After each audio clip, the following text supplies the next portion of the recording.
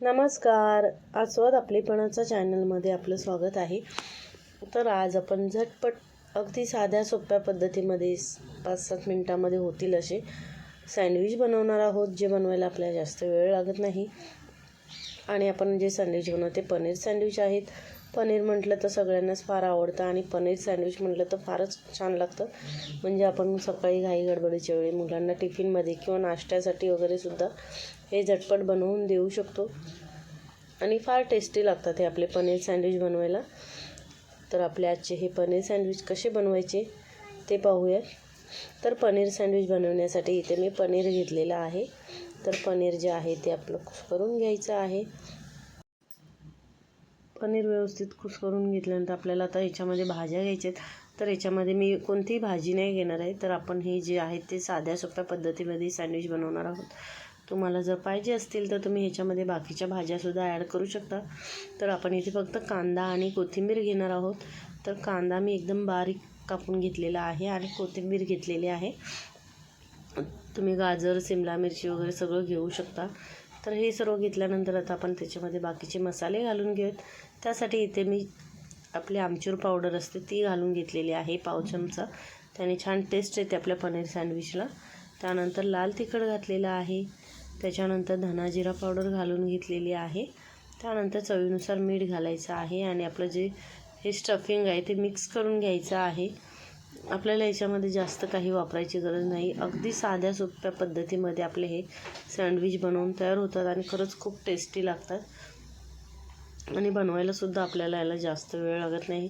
तर इथे बघा हे आपलं स्टफिंगसुद्धा तयार झालेलं आहे. त्यानंतर आपण इथे ब्रेड स्लाईस घेऊया. तर इथे मी ब्रेड स्लाईस घेतलेले आहेत आणि आपल्या स्लाईसला जे आहे ते आपल्याला हिरवी चटणी लावून घ्यायची आहे. हिरवी चटणी लावल्यावरती आपल्या सँडविचला खूपच छान टेस्ट येते. त्यामुळे आपण दोन्ही बाजूच्या स्लाईसला हिरवी चटणी लावून घेणार आहोत. तर आपल्याला अशा पद्धतीने सर्व स्लाईसला चटणी लावून घ्यायची आहे. तर इथे आपल्या स्लाईसला चटणी लावून झालेली आहे. तर आपलं जे स्टफिंग आहे ते व्यवस्थित पसरवून घ्यायचं आहे आपल्या स्लाईसवरती.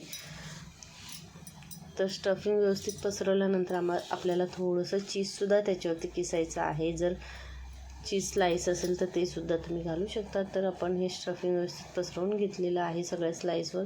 त्यानंतर इथे मी चीज क्यूब घेतलेला आहे. तर तो सुद्धा आपल्याला थोडा थोडा किसून घ्यायचा आहे. हे आपले जे सँडविच आहेत ना पनीरचे ते अगदी 5-7 मिनिटांमध्ये बनवून तयार होतात. मुलांना सँडविच वगैरे म्हटलं आणि पनीरचं म्हटलं तर फार आवडतं आणि मुलं तर फार आवडीने खातात पनीर सँडविच वगैरे असतील तर.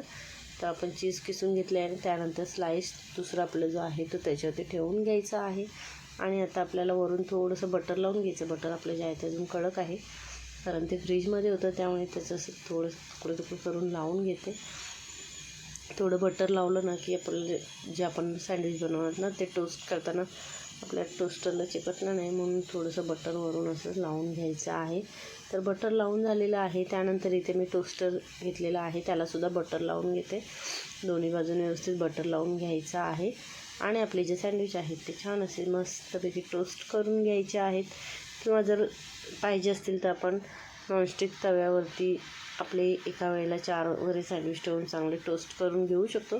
पण आता इथे टोस्टर आहे, माझी वेळ आहे म्हणून मी इथे टोस्ट करून घेते.